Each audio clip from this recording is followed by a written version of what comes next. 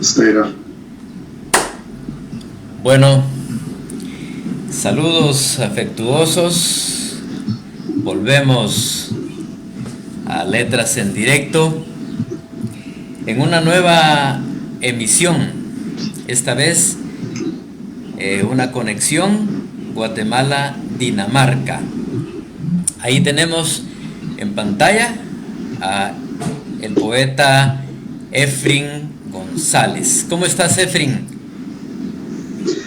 Bien, Rómulo, gracias. Aquí un poquito de calor ya en el verano copenhaguense. Ha Sí, estado ¿verdad? bueno. No es muy común, ¿eh? Así que hay Como que me estabas disfrutar. contando en el promo que hicimos el miércoles, había calor, o sea, es temporada de calor ahí en Dinamarca. ¿Ah? Sí, bueno, son temporadas de frío muy largas, ¿no? Y luego de repente llega el sol y bueno, ya ves a toda la gente en los parques, en los puentes, como iguanas, ¿no? Sí, pues. Buscando el sol. Sí, Ajá, es muy qué bien. chistoso. Yo me siento más natural en el sol, de hecho, por alguna razón cuando llega este clima como que me identifico más conmigo mismo, es muy raro, Ajá. pero me pasa. Pues bueno, y el clima frío, eh, ¿a qué temperaturas desciende ahí en Dinamarca? Lo más extremo. Pues mira, en el campo sí creo yo que hará unos -15, -20, pero yo digo que desde -5 a -20 ya no importa, o sea, ya es demasiado frío, ¿no? Sí, bárbaro, Es ¿verdad? Eso terrible, sí. terrible. Es muy Son, largo el invierno. son temporadas en que muchas veces no se sale a trabajar, vos. Bueno, en realidad alertas para quedarse en casa casi no hay, o sea, funciona relativamente bien. Solo cuando hay huracán o tormentas muy fuertes que sí la policía avisa, ¿no? O los bomberos que no Ya. se puede salir. A Bueno. veces hay unos vendavales muy fuertes, ¿no? Ujú. Mira, Sí, sí. en este momento allí en Copenhague son las 6 y centavitos, ¿verdad? De la tarde. Sí, 6 y 10. Son 8 6 y horas de 10. diferencia, me Ajá, parece. 8 horas de diferencia. Ok, mira, esta frase de Luis Cardosa y Aragón será una de Ujú. las principales en esta conversación.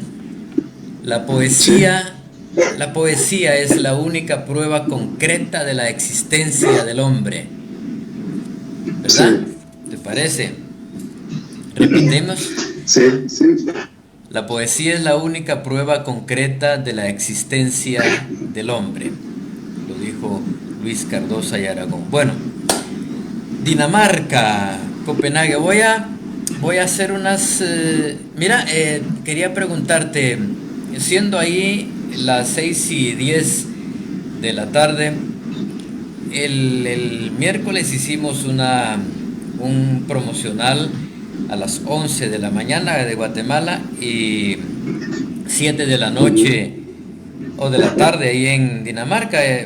Eh, ¿Qué tan tarde oscurece ahí en Copenhague? Ya está oscureciendo alrededor de las 23, creo, 23 horas. Pero viste que más en Noruega existen estas noches blancas, ¿no? Donde nunca cae el sol. Ajá. Acá sí, sí. O sea, hay veces que 8 de la noche todavía se nota un poco de claridad del día. No sé. Sí, sí, hay sol, de hecho. Ah, Hasta las 10, ¿de 10 de la verdad? noche. Sí, sí. Excelente. Pero cuando ya llega el verano, la luz es como desde de 4 a 6 horas, ¿no? Es fuerte. Ajá. Bueno, Se revierte la fórmula. superior. Bueno, tengo al- quiero revisar algunos datos de Dinamarca porque es oportuno el momento Ujú. para ver algo, datos propios de Dinamarca. ¿Me permitís que aquí estoy moviéndote un poquito para sacar esta información de internet? Ujú. Ubico las Sí, ventanas sí. aquí en pantalla. La, Nuestros amigos tienen que estar observando los movimientos que realizo. Bueno, Dinamarca es un país que está dentro de la Comunidad Económica Europea, ¿verdad? Sí, Eh, pero no tienen euro, manejan la corona. Maneja la corona. Ajá, no tiene Sí. euro. O sea, es Excelente. válido, pero la moneda nacional es de la corona danesa. ¿Y la corona a cuánto está en relación al dólar? Bueno, el euro la tengo más fácil, creo que son 7 alrededor. Pero 7 euros. no, 7 coronas por euro. Ah, correcto. Bueno, eh, está situado al norte de Europa, es el más meridional de los países nórdicos y también el menor en extensión. Ujú. El reino de Dinamarca. Sí, es 3 veces más pequeño que Guatemala, ¿no? 5 millones de personas. Tiene frontera con Alemania en el sur y con Suecia Y con en el norte. Suecia. Sí. ¿Cómo no? Datos importantes que registra Wikipedia, que es el país menos corrupto del mundo. Esto es importante mencionarlo para los guatemaltecos. ¿Te das cuenta? Que Dinamarca es el país menos corrupto del mundo, pa. Es que ni modo. Tenemos que hablar de eso porque hemos estado sumidos en esa situación acá alarmante, mi estimado Efrin. Entonces es el comunismo internacional disfrazado, ¿sí? Sí, ¿Cómo se sí, llama? exacto. También dice Wikipedia, el país donde los habitantes son más felices y uno de los mejores del mundo para vivir. Interesantes datos. Bueno, yo no estoy de acuerdo con esa definición, ¿no? Pero Ajá. está bien que digamos, los índices económicos pongan a Dinamarca como un país muy feliz. Pero lo que sucede es que ese índice me parece que es más en relación a lo económico, ¿no? Sí, ¿verdad? Esa es una gran discusión, o sea, el término de felicidad, porque también vos ves los índices de soledad, de muertes prematuras por suicidio, etcétera, ¿no? Es que son altísimas, ¿no? Esa discusión en sí es muy interesante. Mira, Depende de cuál felicidad estamos hablando, ¿no? sí. En Dinamarca existe un reinado actualmente. Sí. ¿Cómo es? Comentanos eso un poquito. Son reyes Bueno, los pues que en hay. realidad Es una reina. es una reina, Margarita. El rey recién murió, estaba casada con un francés, de hecho, y escribía poesía. Yo personalmente no leí su poesía, pero se hizo pública ahora que murió hace un mes, me parece. Y bueno, pues la reina pues tiene más que todo una posición, me parece, más de representación, ¿no? Es decir, que no tiene implicaciones políticas directas, ¿no? Es una tradición danesa. Ajá. Sí. Bueno, Uh-huh. en este encuentro con Efrin allá en Copenhague, Dinamarca, vamos a hablar de tu poesía y vamos a hablar un poco en sí de la misma poesía, ¿verdad? Enfrentada a la tecnología. Pero antes de ir a eso, para ubicar geográficamente a la gente, hasta dónde, a las amigas y amigos de Letras en Directo, hasta dónde estamos conectándonos hoy. Dinamarca, que tiene enfrente al Reino Unido, también a Noruega, a Suecia, Finlandia. Prácticamente hacemos un acercamiento. Copenhague es una isla, ¿verdad, Efrin? No, es una serie de islas. O sea, Copenhague está situada en la isla de Sjælland, no Sjælland como Guate, pero Sjælland. Y es la isla más de mayor extensión, ¿no? Luego está Jylland, que es la isla que está junto a la frontera con Alemania. Jutlandia sería en español, ¿no? Son las islas más grandes, y luego está Odense, me parece. Luego hay un set bastante grande de islas, ¿no? Como un archipiélago. Perfecto, bueno. Mucha agua. Mucha agua alrededor. Sí, muy rico. Bueno, perfecto, vamos a ver algunos datos de Efrin. ¿Con quién estamos conversando? Efrin González, poeta, escritor de ficción breve y especialista en tecnología. Es gestor cultural independiente y fundador del Festival de Literatura de Copenhague, el representante de cultura de la Casa Latinoamericana en Dinamarca, que en 2015 integró a la editorial Aurora Boreal y a la Facultad de Lenguas Románica, Inglesa y Alemana de la Universidad de Copenhague, grupo que desde entonces ha organizado y profesionalizado el festival. Él es Efrin González. ¿Qué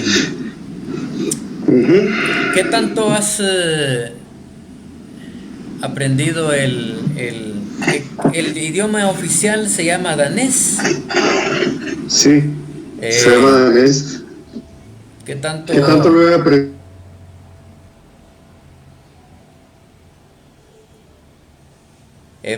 Pues fíjate que fursos. Que sucede es que cogía inglés, ¿no? Entonces mejoró más mi inglés que mi danés.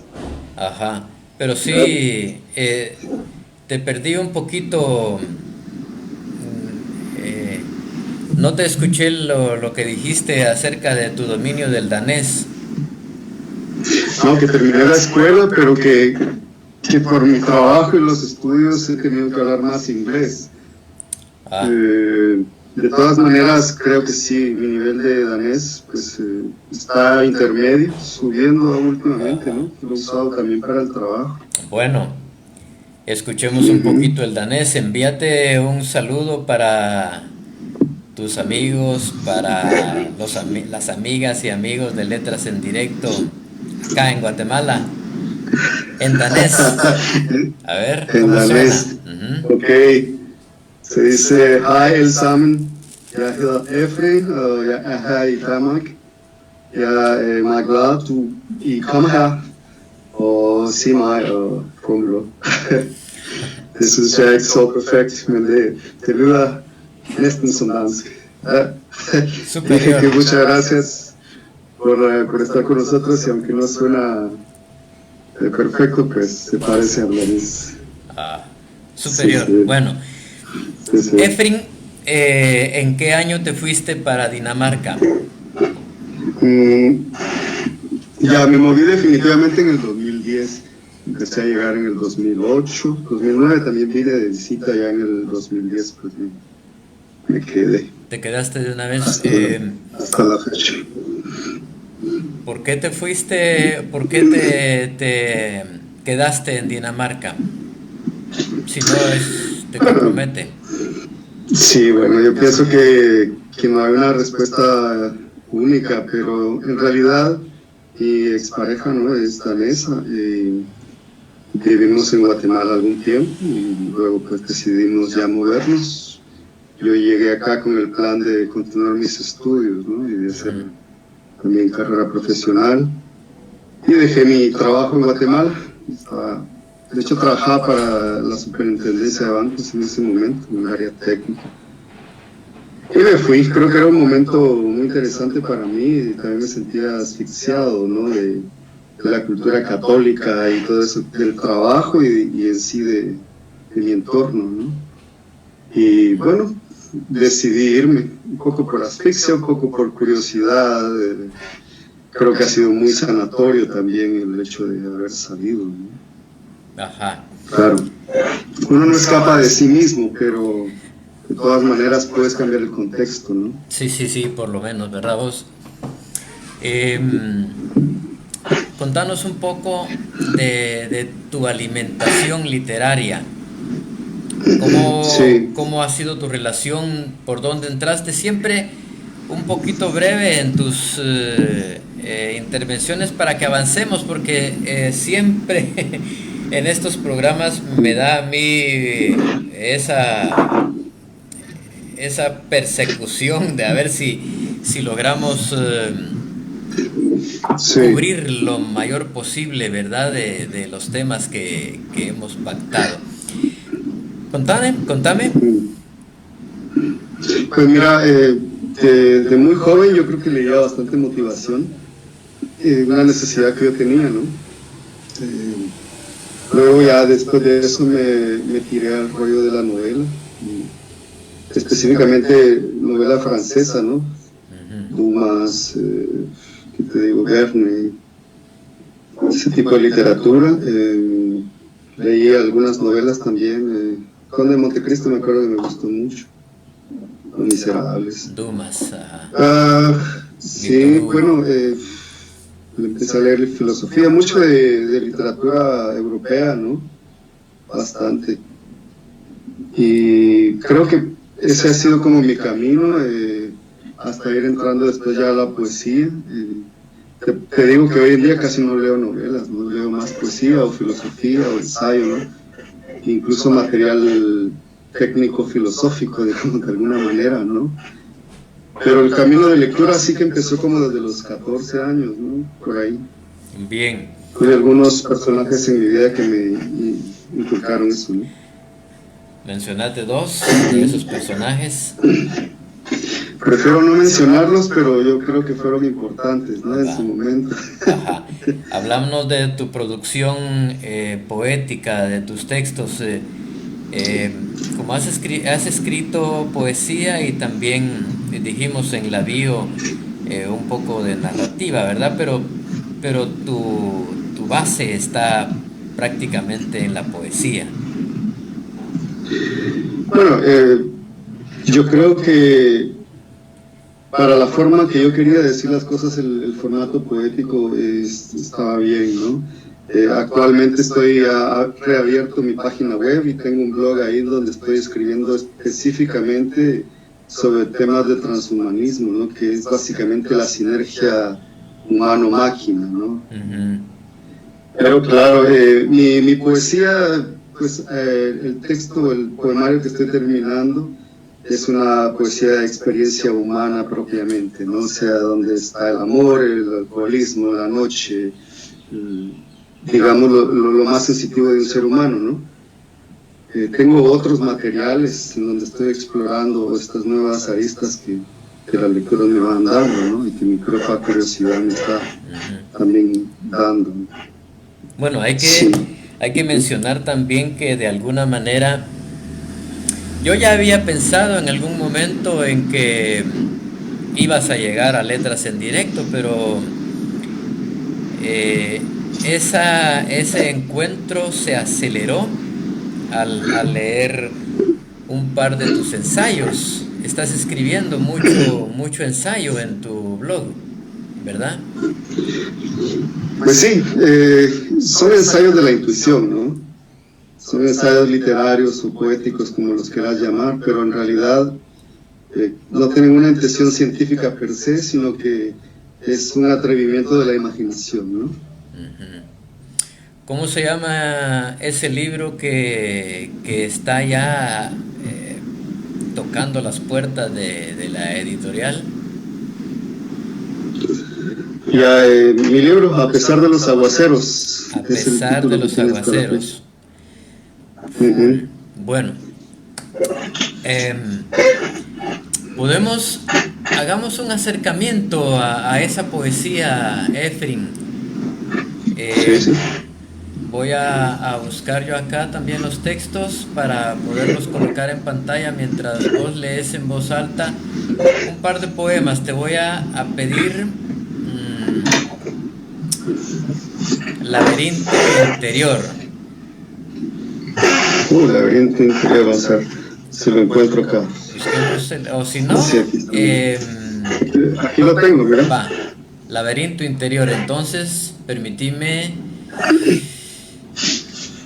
Ya lo tenemos acá en pantalla. Por favor, léenos este. Sí, a ver, laberinto interior. En un momento cúspide del dolor, donde mi espíritu busca alivio, el vacío es tan transparente que no tiene fin. Te busco, pero tú juegas a perderte sin susurros. Querida, te busco, entiéndelo. Yo sé que buscarte afuera es tonto, porque tú me habitas, mas yo no conozco mi interior. Me da miedo perderme ahí dentro. Por eso necesito del eco de tu susurro. Dame pistas, tú, mía. Dame un guiño con tu voz en este momento clave, porque me pierdo aquí sin ti. Dime que estás ahí y seguiré buscando. Bien. Otro, por favor. Compactar el amor. A ver. Pues tengo así como un poco de desorden. Aquí lo tengo, ¿no? Ah, Tu hombre, tu mujer, que te llama ser humano, deja que te embargue el amor puro, derivado de la indignación, y da alegría a un hermano. Usa colores y un idioma universal, un abrazo, una sonrisa y un pan. Y luego prueba con un poema. lindo este poema. Nos Muchas gracias. devoramos otro, por favor, Efrin. Este que se Mira llama Chocar con lo verdadero. Chocar con lo verdadero. Estoy solo. Habito una isla intangible en mi pensamiento. Estoy solo. Quiero estarlo. Me entiendo por ratos con entes de constante choque, con lucidez destellante, con equivocaciones verdaderas, con pasión por un poema hembra. Con ellos quiero estar. Invitarlos a mi isla a cantar, a gritar letra por letra lo que es el amor y un buen amigo. Bien. Uh-huh. Vayamos ahora a platicar de la Casa Latinoamericana en Dinamarca. Sí. ¿Qué es la Casa Latinoamericana en Dinamarca, Efrin? Pues mira, después de varios intentos de un grupo de gente inmigrada desde Latinoamérica, se logró establecer la Casa Latinoamericana, en donde se obtuvo un espacio físico de parte de la comuna de Dinamarca, ¿no? De Copenhague.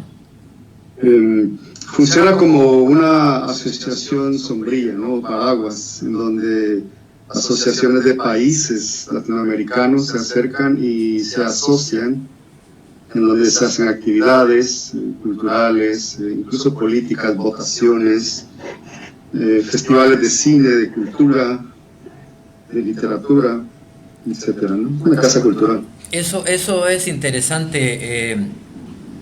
No estamos hablando de una biblioteca, sino que es un lugar, digamos, si un guatemalteco se fuera para Copenhague,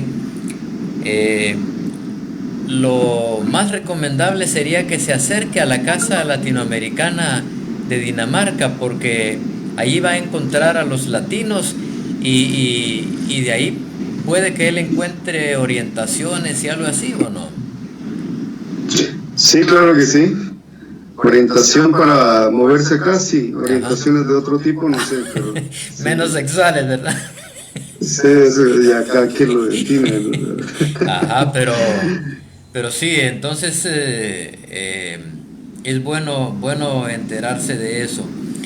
Bien, la casa latinoamericana en Dinamarca, luego con tu arribo a ella, o ¿desde cuándo existe la casa latinoamericana de Dinamarca? Sí, más o menos desde inicios del 2013, según tengo yo memoria, que fue donde empezó, digamos, el Festival de Literatura. Ajá. El local, pues, era antes ocupado por un grupo de gente de las Canarias, que lo Ujú. cedieron, ¿no? Ujú. ¿Formaste parte de tu intervención para la fundación de la casa también? No, No. no, mi intervención fue básicamente dentro del campo literario, ¿no? El festival y, claro, colaboré también con la biblioteca, Ujú. aunque ahora pues es una biblioteca muy, muy bonita y tiene bastante buen funcionamiento, ¿no? Parte de los voluntarios. Bien. Eso sí, son voluntarios, ¿no? Hablemos entonces del Festival de Literatura Copenhague. Necesito que nos compartas allí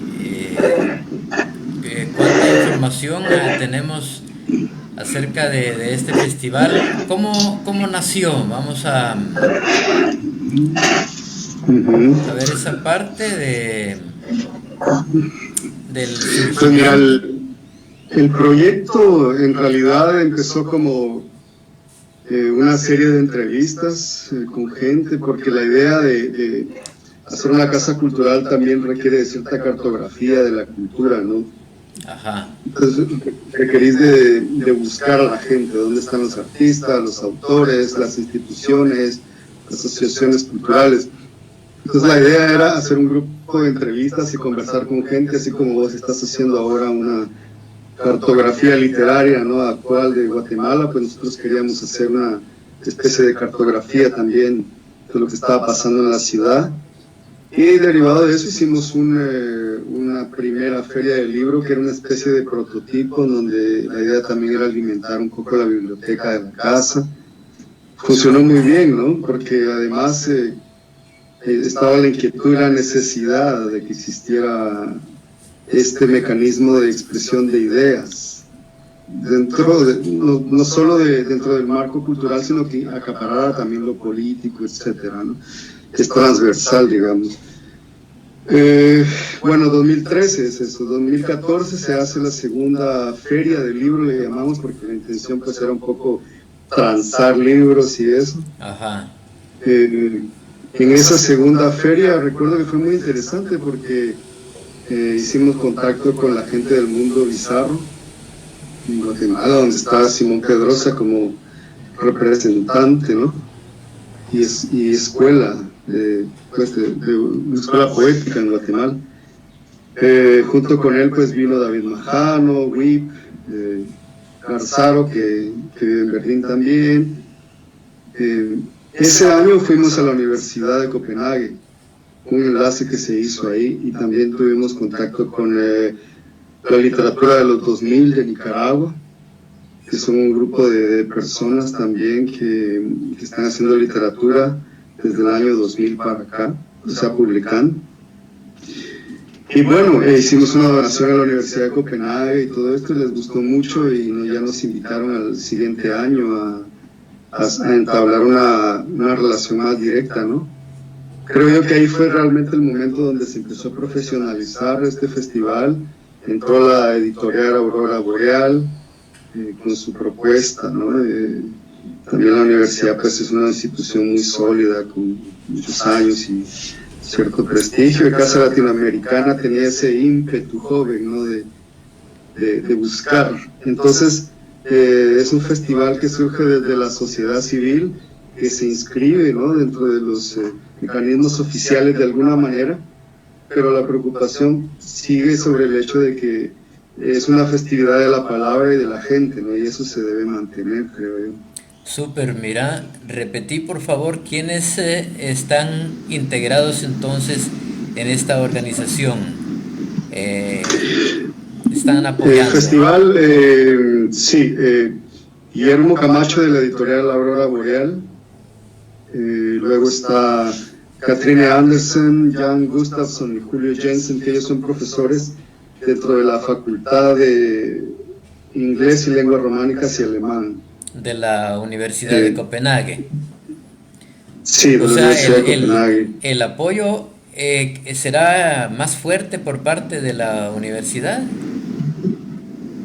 o está bien Sí, sin duda, compartido. digamos, mucho del programa también es un programa académico. Hay varias coyunturas ahí porque cuando el festival llega a la universidad, las humanidades en Dinamarca estaban siendo muy golpeadas, ¿no? Por el presupuesto. Un país con mucha tradición humanista, pues se ha volcado hacia un pensamiento mucho más de mercado. Entonces, claro, las humanidades van tomando menos valor, al menos eso parece desde fuera, ¿no? Y estos profes, pues, por supuesto, vieron el material o la importancia de tener un festival literario que fuera en lengua castellana. Ahora se incluyó el portugués. Tenemos algunas actividades que son en inglés también, ¿no? Bastante inclusivo. Y digamos, es ahí donde se da el momento de la sinergia, que es en donde estamos ahora, ¿no? Sí, pues. Bien, este año entonces se va a realizar el 6º festival, ¿verdad? Así es. Sí. ¿Cómo se lleva a cabo el festival? Danos un poco de detalles, quiénes participan, en dónde se realizan los escenarios. Sí, bueno, fundamentalmente se hacen durante el día en la universidad, aprovechando que está la población estudiantil. Y siempre en septiembre de cada año, ¿verdad? Normalmente sí, porque pues ya están los estudiantes, no están en exámenes, el clima está todavía bueno, porque ahorita pues estamos en vacaciones. Entonces septiembre es un buen mes y normalmente así lo hacemos. En las noches tenemos distintas localidades. Este año vamos a tener una galería, un café, luego una librería, así que son variados los escenarios. Y el formato es en la mañana y tarde, conversaciones de tipo académico o literario, y en la noche son lecturas, conciertos y fiestas, ¿no? Y after parties. Ah. Sí. ¿Los invitados? ¿Quiénes llegan? Bueno, mira, es variado, digamos. Últimamente ha habido bastante material académico. Te cuento que este año pues va a estar Dante Liano de Guatemala, y también estamos muy contentos por eso, ¿no? Jaime Barrios, Eduardo Rivera de Guatemala también. Ha estado, te menciono los guatemaltecos porque la gente los conoce. Javier Palleras, ha estado Rafael Romero, Vania Vargas estuvo, Sergio Valdés estuvo también. Bien, pero te mencioné a Pedrosa.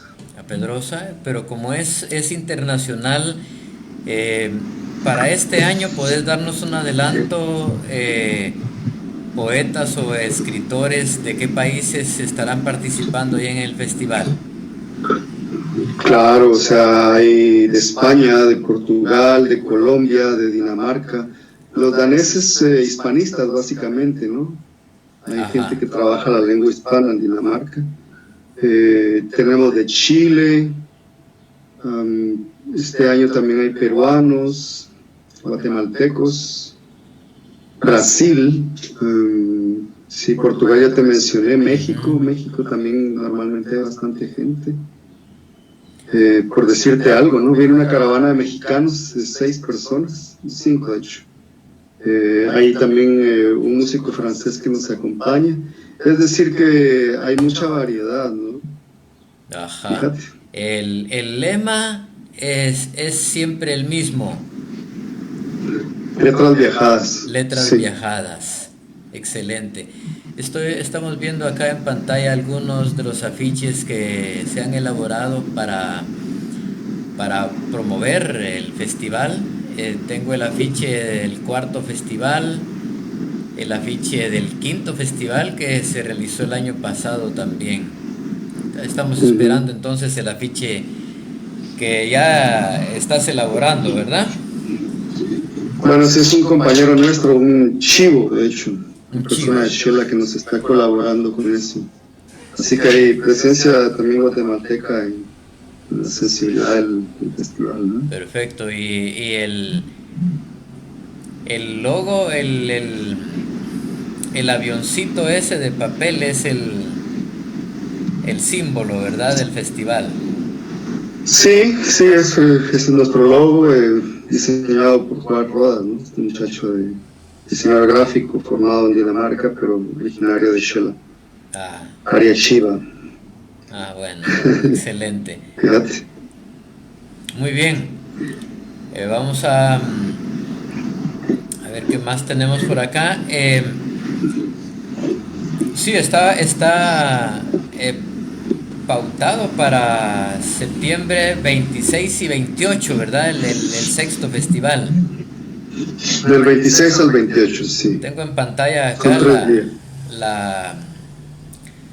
la página principal del festival, donde aparece que hacen falta 74 días para ese festival, 11 horas, 30 minutos y 50 segundos. Bueno. No me digas porque me agarra el patatucho. La perseguidora. Bien. Avancemos un poquito en las cosas más formales. Vamos a ver los orígenes de la poesía. ¿Qué es la poesía? ¿Cuál es el significado principal que se está manejando de la poesía, Efraín? Bueno, mira, en realidad yo creo que estás preguntando sobre los ensayos que hay en mi muro, en mi blog, ¿no? Así es.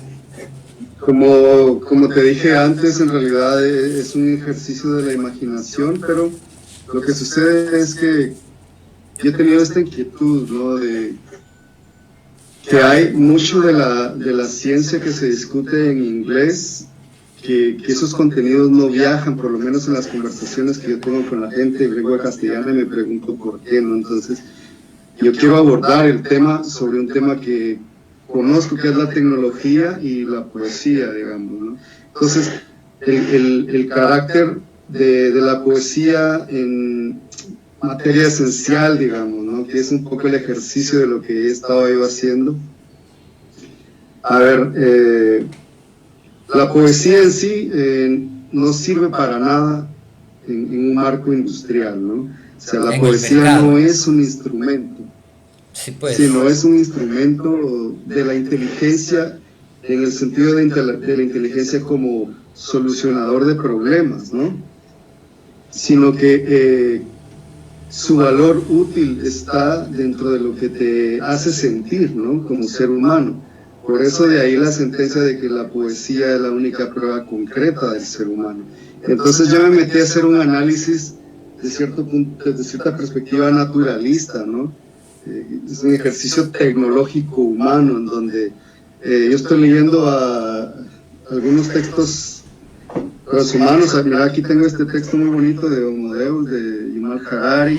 También he estado leyendo Sapiens. Tengo otros textos acá importantes sobre la conciencia y todo este tema. Entonces la poesía en realidad es un nivel de conciencia o a una altura cultural, ¿no? Que busca la experiencia humana, diría, ¿no? Ajá. Formidable. Bueno, la poesía, como tu dominio básicamente es la tecnología, la has enfrentado, la poesía con la tecnología, y entonces vas viendo ese dominio cada vez más preponderante de la tecnología, y que el hombre en sí pues como que corre peligro porque podría ser absorbido también eh, por la misma tecnología, ¿verdad? Por la robótica y todo eso. Entonces, Ujú. te ha inquietado ese asunto. Tu, eh, tu dominio Vos llegaste a la Universidad de Copenhague a estudiar especialmente tecnología. Todo este Sí, rollo de la internet y de las máquinas. sí. Bueno, yo he estudiado ingeniería de software, estudié en Guatemala, estudié acá en Dinamarca también, y estudié una maestría también en software, ¿no? Ajá. Eh, digamos, el estudio técnico que está enfrentado a la industria carece de discusión ética, ¿no? Por eso es que vos ves que los ingenieros son personas herméticas con poca capacidad de transportarse a una hora ética, digamos. Quiero decir, en materia de formación específicamente, porque no es parte de la discusión. Entonces, el peligro de esto es que dentro de la formación de técnicos no existe la discusión ética. Entonces, los ingenieros normalmente son gente inteligente que no saben cómo enfrentar, digamos, los problemas de la sociedad a un nivel más allá de la técnica. Eso siempre desde que lo descubrí, pensé que era una cosa muy rara, pero tiene sentido cuando vos pensás de que la formación está enfrentada con la industria, ¿no? Y que la inteligencia está medida en relación a cómo vos solucionás los problemas de manera más eficiente. Entonces, la inteligencia como lo define incluso Harari o alguna gente que estudia el tema, es que la inteligencia en sí es ese sistema de soluciones, ¿no? Las máquinas son perfectas solucionadoras de problemas, los algoritmos, ¿no?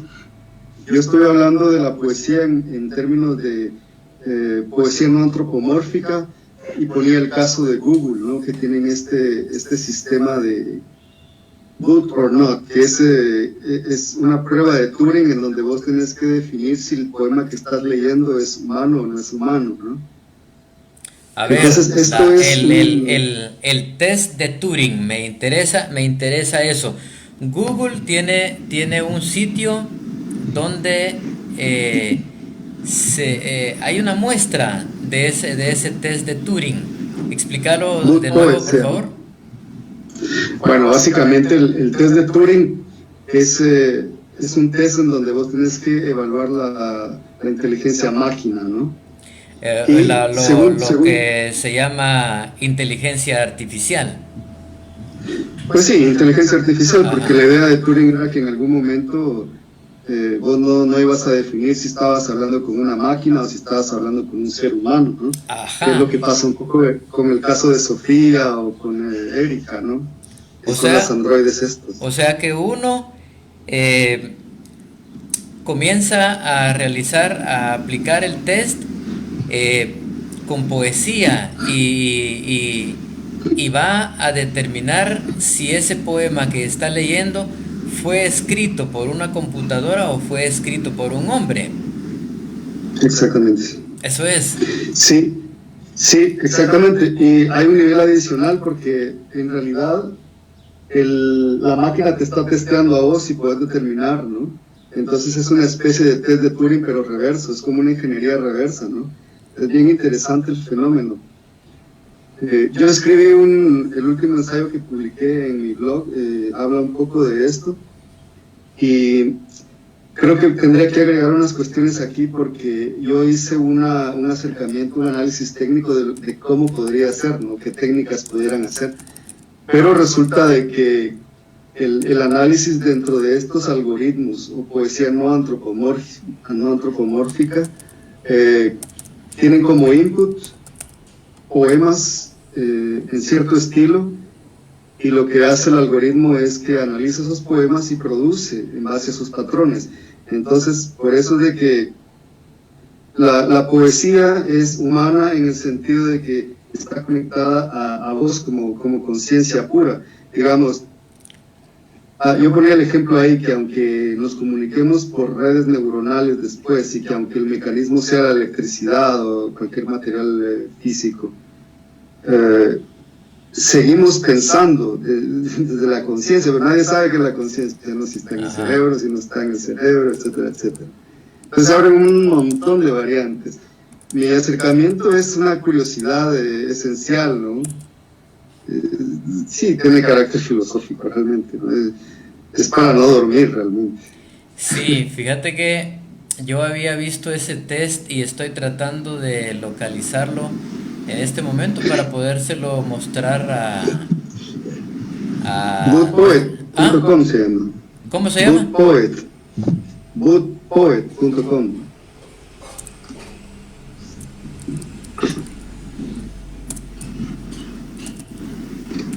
Aunque no sé si están en español, yo lo que he visto es que están en inglés los textos. Sí, pero se traduce Bootpoet. Ahí te lo mando como mensajito, igual.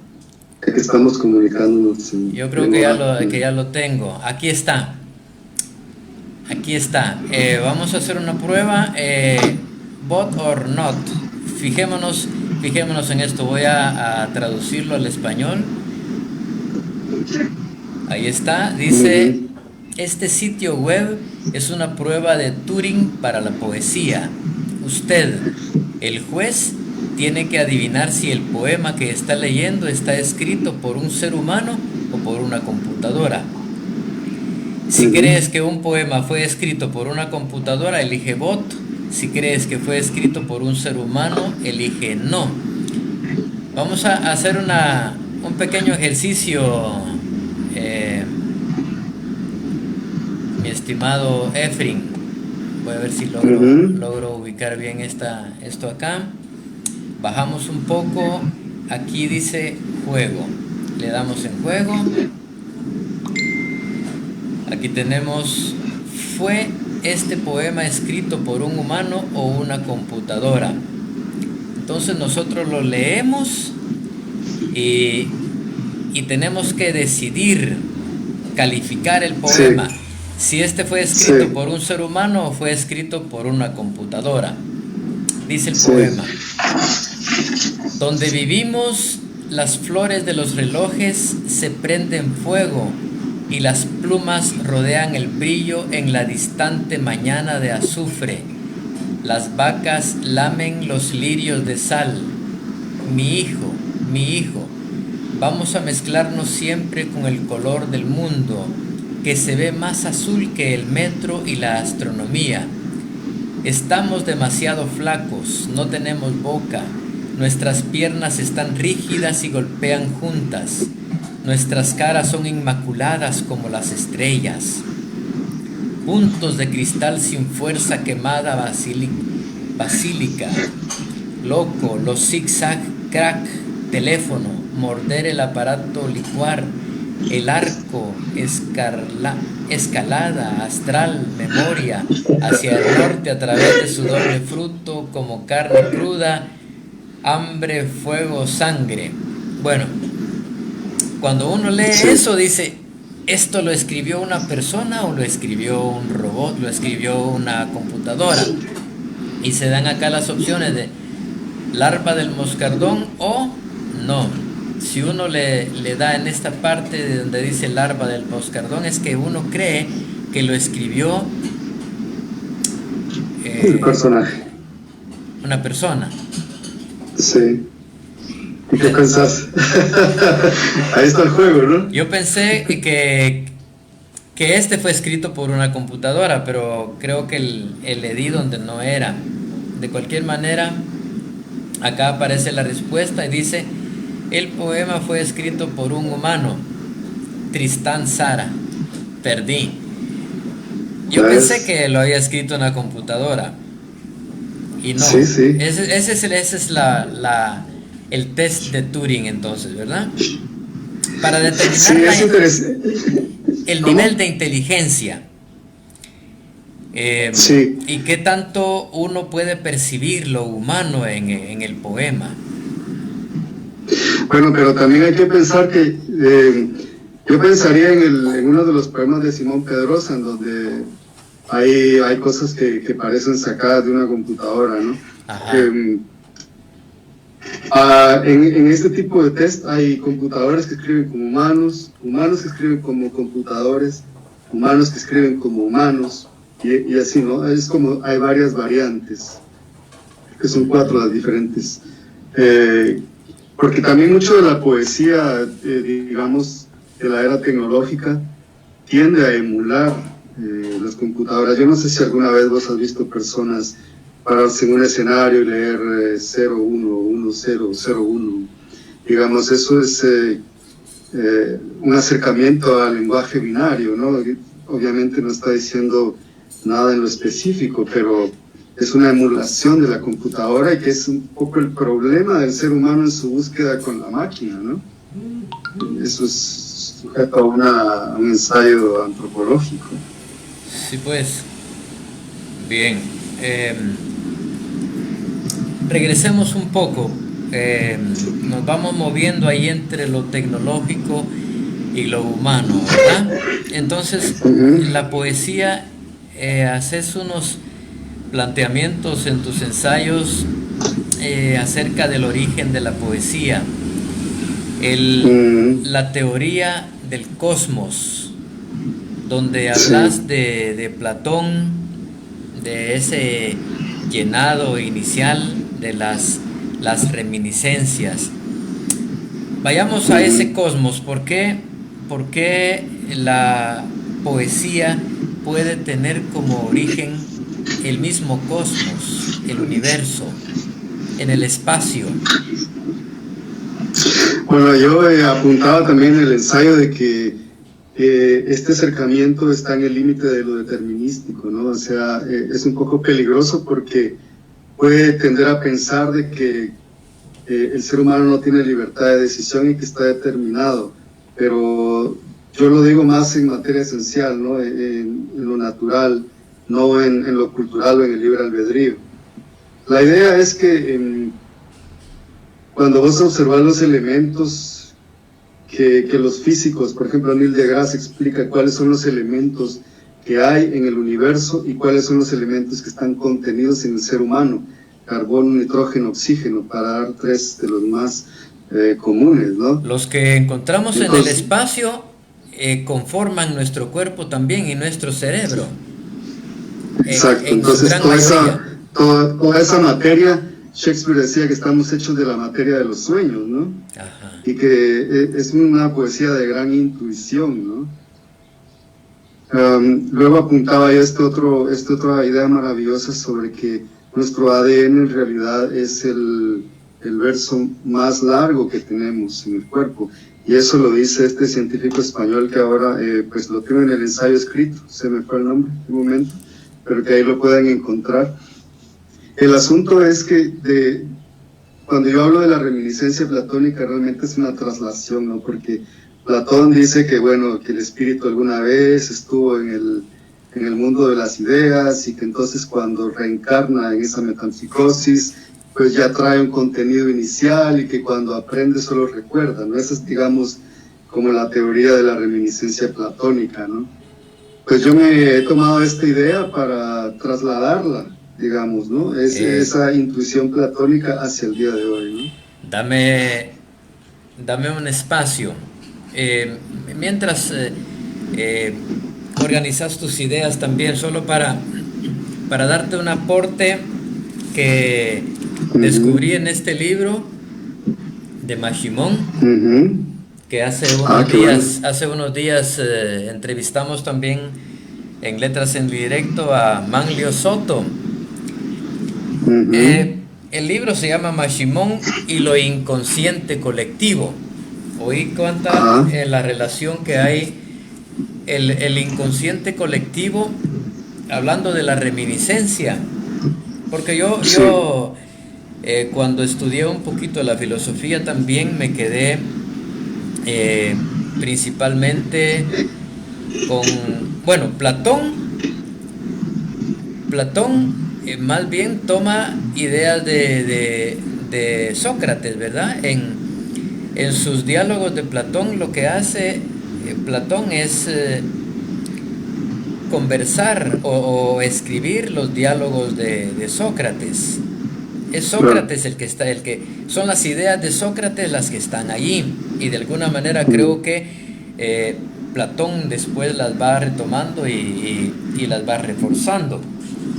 Lo de la reminiscencia, según la psicología que aborda acá en Shimon Manlio, dice que el inconsciente colectivo se manifiestan a través de lo que él llamó arquetipos, o sea, el psicólogo Jung. Y dice que esos arquetipos son últimamente patrones de comportamiento, propensiones de la naturaleza humana. Inconsciente colectivo es, para Jung, la matrix que alberga la sedimentada experiencia filogenética.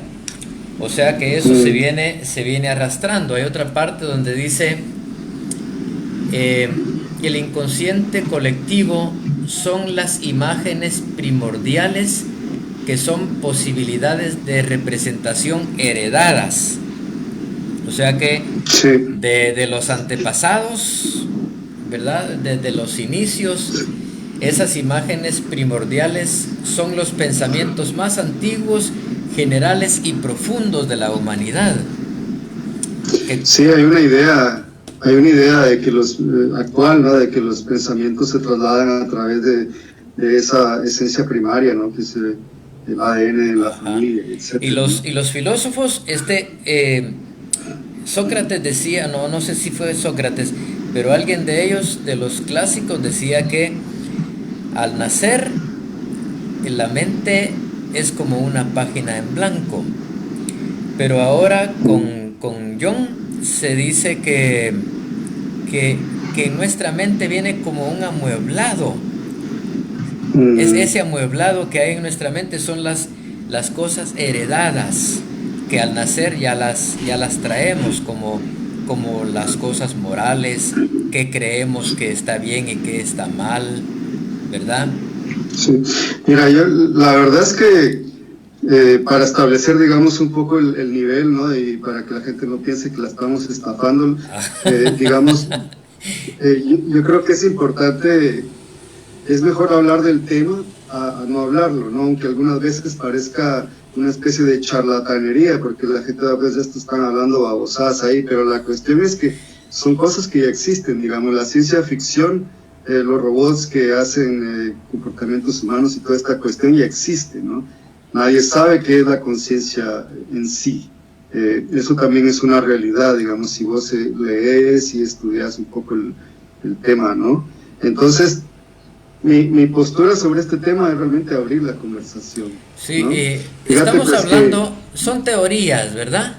A partir de ciertos elementos, porque vos estás mencionando en tus ensayos algunos personajes muy intelectuales que han hecho estudios, gente científica más bien, que ha encontrado en el universo, en el espacio, ciertos elementos como el carbono y los otros que mencionaste, que también están en nuestro cerebro. Por eso es que entonces se habla del universo como la gran mente. Claro, y que esa teoría que menciona ahí, que el cerebro realmente reproduce una versión del universo, ¿no? Es una de las teorías y que también tiene una poética muy hermosa la idea. Ahora, la cuestión es, y quisiera apuntar acá, ¿no? De que si vos ves, por ejemplo, la matemática o la física, son sistemas que han ayudado a ordenar el cosmos, ¿no? El caos. Entonces, la verdad tautológica, digamos, de la ciencia se mueve, porque hace que 50, 60 años no se hablaba de la quantum physics, por ejemplo. Todo el siglo pasado la física nos llevó hasta donde estamos ahorita. Entonces, en todo ese reordenamiento de ideas y el caos hay nuevos significados, nuevos elementos en la tabla periódica, etcétera, etcétera. Se va reordenando y reamasando la idea de lo que somos como humanos. El siglo XXI es el siglo de la tecnología y no hay que evadirlo, ¿no? O sea, esa idea de Harari sobre que la nueva religión es la datalogía, no tiene sentido porque vos ves el fenómeno que produce la datalogía. La metafísica del Pokémon Go, ¿no? Es la realidad aumentada. Entonces te vas a Japón y dicen que Japón ya vive en el 3000, ¿no? Después de Cristo, porque estos locos ya han implementado una realidad virtual, ¿no? Entonces su metafísica ya no es Dios que está en los cielos, sino ya es este holograma que le ayuda a ver cuando la refri está vacía, ¿no? Pues claro, hay que abordar el tema. Yo lo he hecho a través de ensayos. En mi poesía, pues estoy tratando de ver cómo lo integro, ¿no? Sin embargo, creo que la discusión está ahí, ¿no? Sí, no, pues es importante. El caso es que la búsqueda de los orígenes de la poesía es muy interesante abordarla porque tenemos que conocerla para poderla dominar en cierta manera, porque también es difícil dominarla del todo. El papel práctico de la poesía ya lo mencionaste también, y también hablas en los ensayos de que la poesía está escrita en modo animal. Sí, bueno, en realidad esa idea surge porque Daniel Goleman tiene este libro de la inteligencia emocional, ¿no? Y él habla de que como animales que somos, reaccionamos a través de la corteza visual. Nuestro primer impulso es animal. Y luego ya se genera un proceso racional que tendrá que ver con la cultura y etcétera, ¿no? Entonces yo lo que he pensado es que todos esa serie de algoritmos químicos que suceden en nuestro cuerpo son ímpetus primarios, ¿no? O por lo menos vienen de esa experiencia humana. Estamos muy enfocados en lo visual y en el lenguaje, ¿no? Ajá. Entonces esas son las dos herramientas que utilizamos, me parece. Sí, sí. Eso es, digamos, la síntesis de la idea, ¿no? Sí, que ahí hablas de que el cerebro emocional reacciona antes que el racional. Pero esa es una teoría de Daniel Goleman, no mía, ¿no? Ajá, sí, pues, lo tomo de ahí. Ajá, para poder afirmar esto de que está escrita la poesía en modo animal, ¿verdad? Hay que, todo queda, lo ponemos ahí en la mesa para discutirlo, ¿verdad? Así. O sea, yo creo que sí, que la poesía es una de las altitudes culturales, ¿no?, que el ser humano ha logrado, pero hay que considerar que los ímpetus primarios son una experiencia humana. La poesía es una ciencia de lo humano, una experiencia misma. Entonces, claro, estamos hablando de materia prima, ¿no? Ajá. A eso me refiero yo. Aquí el punto es que, como estamos enfrentando la tecnología al ser humano, existe actualmente el temor de que la máquina vaya sustituyendo, y de hecho va sustituyendo ya al ser humano. En las empresas, en las fábricas, cada vez hay menos personas trabajando y más máquinas haciendo esas labores, ¿verdad? Entonces, estamos viendo que las computadoras ya tienen un cerebro capaz de escribir poesía. Entonces... Ya, pero yo pienso que hay que definirlo bien, porque fíjate que en la cuarta revolución industrial en la que estamos, ¿no? Ya nos montamos en la cuarta revolución industrial. Así es, según el Foro Mundial, ¿no?, y los avances de la ciencia, eso es lo que se define, ¿no? Entonces, el asunto aquí es que lo que va a primar entre los humanos va a ser todo aquello que realmente nos hace humanos, y por eso es que mis ensayos son una defensa sobre esto, ¿no? Primar lo que realmente nos hace humanos, como la poesía, porque entonces no va a ser raro que en 20 años la política sea más enfocada hacia la cultura y no sea tanto hacia el dinero, ¿no? Y que se lo estén robando todo el tiempo, sino, digamos, es una idea, pero que puede funcionar porque vos como ente mecánico no sos tan potente como una máquina que puede levantar 35 kilos, 40 de un solo, ¿no? Es decir, toda la parte mecánica que sea sujeta de optimización lo van a hacer. Ahora, si vos ves, por ejemplo, el proyecto Cerebro Humano, The Brain Human Project, en donde los locos estos quieren mapear una parte del cerebro y que cada computador sea una neurona, ¿no? Entonces van a tomar un set de computadores, de procesadores, y mapear unas partes del cerebro. Con esto quieren modelar el comportamiento del cerebro. El nivel de conciencia, como nadie sabe qué es, o sea, yo pienso, según dicen estos especialistas, estamos bastante lejos de realmente ser sustituidos a nivel de conciencia en los empleos, ¿no? Por eso es que lo humano debe permanecer. Es importantísimo esto. O sea, no ser una buena persona, pero por lo menos no ser tan pendejo, ¿no? Sí. Colaborar, digamos, ¿no? El asunto entonces es buscar cómo nos diferenciamos finalmente de las máquinas, qué es lo que nosotros debemos tener como capacidad que sea imposible que las máquinas lo puedan hacer. Si ya vemos que están haciendo poesía, por eso es que el test de Turing es importante para ir viendo hasta dónde está avanzando la computadora, si tiene esa capacidad. Entonces, pero se va sosteniendo, de acuerdo a estas tus ideas también y de otros especialistas, que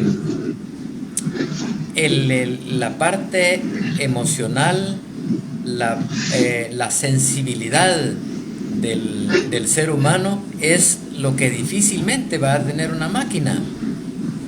Por supuesto. Una película muy bonita sería Ghost in the Shell, ¿no? Traigo mi vaso de agua en lo que comentás esto. Sí, adelante.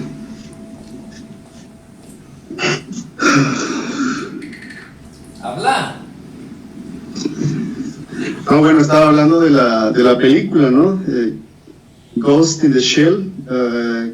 Al menos yo vi la primera, ¿no? La que es manga, en donde los androides pues tienen estas consideraciones filosóficas muy interesantes, ¿no? Digamos, aquí estos androides ya están pensando en temas existencialistas. No es como en Blade Runner, que el rollo de los replicantes es dejar de ser autómatas definidos para ser autómatas indefinidos, ¿no? Pero estamos hablando de que son máquinas, digamos, ¿no? Ajá. Que el ser humano ha tenido una revolución cultural y que eso le ha tomado mucho tiempo, ¿no? Ha tenido que inventar el lenguaje, ha tenido que articular las ideas, y las computadoras están trabajando en base a patrones, ¿no? Sí. En algún momento es posible, pero eso no te lo puedo decir yo porque yo no trabajo con inteligencia artificial, ¿no? Yo estoy haciendo un enfoque de la poesía. Pero lo que sí es importante es por lo menos acercar a la gente hacia los temas, ¿no? Que ellos mismos vayan descubriendo, así como yo estoy haciendo con mi propio proceso de ir descubriendo y decodificando qué realmente puedo yo aportar, ¿no? Ya sea a través de un verso o a través de exponer una idea, ¿no? Porque obviamente el asunto de cómo la robótica o la inteligencia vaya a funcionar es un tema ético. Somos nosotros mismos los que van a definir cuáles son los patrones que la tecnología sigue, ¿no es cierto? Sí. Entonces ahí es donde está el asunto, ¿no? Por eso mencionaba yo la sorpresa mía de que la ética no exista en los estudios técnicos, ¿no? Ajá. Una parte terrible, ¿no? Vamos sosteniendo también, es un punto que yo quiero subrayar en cuanto a la poesía y a la palabra, que es la connotación, el uso de las figuras literarias en la poesía es prácticamente lo más esencial, lo más creativo del ser humano. Que da esa posibilidad de expresar lo que con palabras directas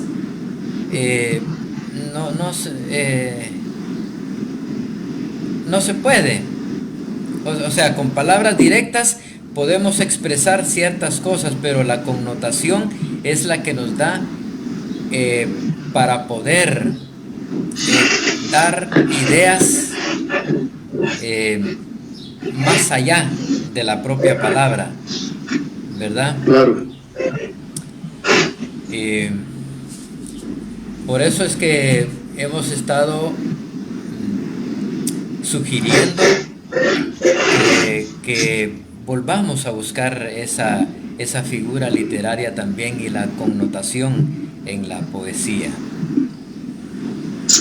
Sí, bueno, en realidad, mira, yo soy entusiasta, ¿no?, de la tecnología y del transhumanismo, porque creo que a lo mejor Google puede tomar mejores decisiones en relación a ciertas cosas, ¿no? O un algoritmo que no sea el de Google, digo eso, porque es el que está en boga, pero en realidad todo esto que a mí me parece que es parte de la intuición, pues la intuición es un desarrollo humano, ¿no?, en su historia evolutiva, ¿no?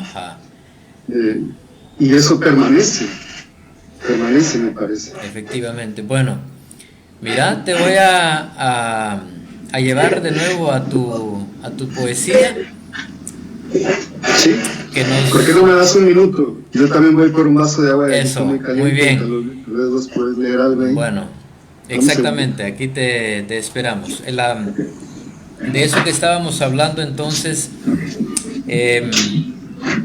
reforzamos la frase que a un inicio habíamos mencionado de Luis Cardosa y Aragón. La poesía es la única prueba concreta de la existencia del hombre. En este caso, enfrentándola a las máquinas, ¿verdad? A la computadora que está compitiendo con nosotros. Vamos entonces a buscar acá uno de los poemas de Efraín González, con quien estamos conversando en esta conexión hasta Dinamarca, en Copenhague, donde nos está recibiendo Efraín, que de hecho está haciendo calor allá, como nos estaba comentando, igual que estamos sintiendo un poco de calor por acá. El poemita ya podemos empezar a leerlo. Tenemos acá este es uno de los poemas más largos que le he conocido yo a Efraín. Se llama Condena Infinita. Entonces vamos a pedirle a Efraín que busque este poema. Efraín, Condena Infinita. Si nos haces el favor de buscarlo ahí. Creo que estaba un poco sobre las formas que hemos ido hablando. Ajá. Dice: Condena infinita. Estoy condenado a existir. De mí se desprenden segmentos de ego que hacen imposible mi ausencia. El tiempo se derrite frente a mí. Lo veo desde la ventana azulada por el reflejo paralelo de otra realidad a todo vapor. Tanta es la necedad de estar que me veo multiplicado, pensando en que soy una dualidad cuántica, una paradoja con patas, un ser contraintuitivo, un bailador de fin de semana, un crucificador de besos, una catarsis de sonrisas, una parábola bucal en el mundo de las bocas horizontales. Si sonrío es por pura necesidad de revolución, por las malditas ganas de ser y existir, por la oportunidad de coincidir con ciertas formas, con determinados ritmos que me dan certeza que vivo. Ya no pertenezco al trópico. Ahora soy un reflejo azul dentro del universo de la otra persona que me ve desde su realidad y que escribe este poema en reversa. La verdad es que aquí hago una copia de su texto, Este poema es un plagio paralelo de un mundo que nunca vendrá aquí a demandar autoría. Este universo también está en expansión acelerada. Es tanta la necesidad de decir algo que opté por usar algunas palabras, aunque soy consciente que de nada de esto, tanto que palabra, es comprensible. Los códigos geométricos en la biología de este poema son arbitrarios y expansivos. No hay nada de autómata determinado en el hecho de lanzar una sonrisa. Lo determinado sería no hacerlo. El mundo empieza a voltearse y a autotragarse. De ahí he concluido que me estoy soñando permanentemente, que hay una alta posibilidad que mi pensamiento esté procesando un fractal infinito en donde la misma escena se está repitiendo. Es quizá este mi proyecto principal de existencia, hacer una revolución dentro de otra revolución, dentro de otra revolución, a través de las formas de la geometría fractal y la sensualidad de las líneas curvas. Superior. Vamos a leer. Hay otro que me fascinó, fue uno de los primeros que leí y me encantó, que se llama Calle en Degradé. Ajá. Vamos a colocarlo por acá. Es pequeñito, pero muy bueno. Ya, Calle en Degradé. Veo espectros nuevos esta noche, delirando en una calle oscura y palpitante, inundada de hijos e hijas del sol y la tierra roja. Permitime que me puse el que no era. Ahí está. Lo había cambiado sin querer. Hoy sí, de nuevo. Hoy sí, Calle en Degradé. Veo espectros nuevos esta noche, delirando en una calle oscura y palpitante, inundada de hijos e hijas del sol y la tierra roja. Y en trance, los fantasmas babean y cantan angelicales maldiciones de amores rotos. Esta noche ha fundado nuevos malnacidos. Muy bueno. Tirémonos un último, el que le da título al libro A pesar de los aguaceros. Sí, creo que este poema para mí sintetizó mucho de lo que yo quería decir en ese momento, aunque el poemario tomó su propia versión, pero ahí vamos. A pesar de los aguaceros. Y dice, a pesar de los aguaceros seguimos estando aquí, con nuestras sugerencias y las tautologías de los sabios instaladas en nuestro leve espíritu. Las aguas, sabias mutantes tangenciales, confrontan nuestro tiempo y por ratos toman forma rígida para lloverse a sí mismas e ignorarnos con arrogancia. Sigue.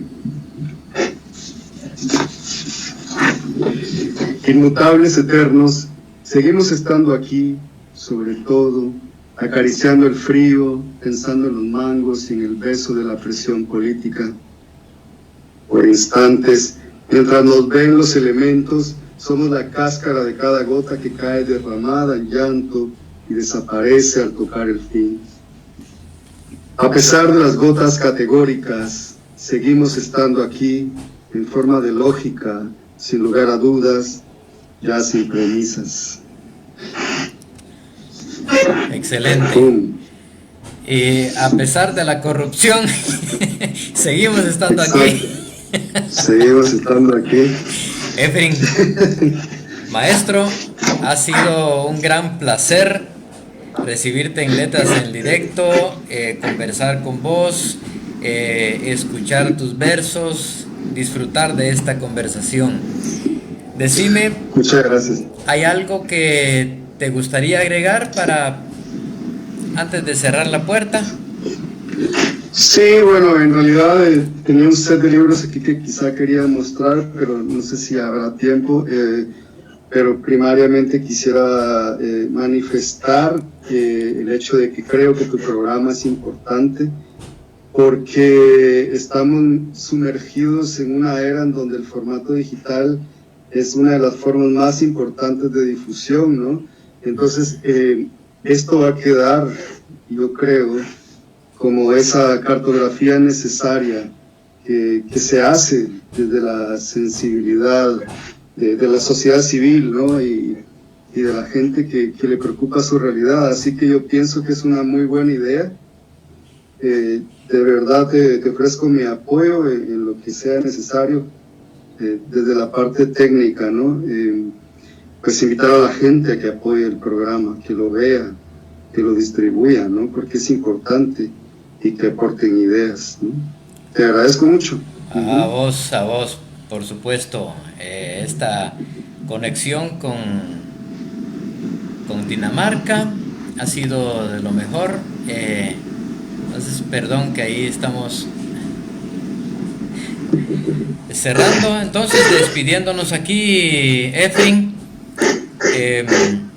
Nos encontramos siempre. No vayas a cortar la transmisión, la llamada, porque vamos a conversar luego de concluir aquí. Gracias a todas las amigas y amigos de Letras en Directo por habernos acompañado, y aquí entonces decimos chao.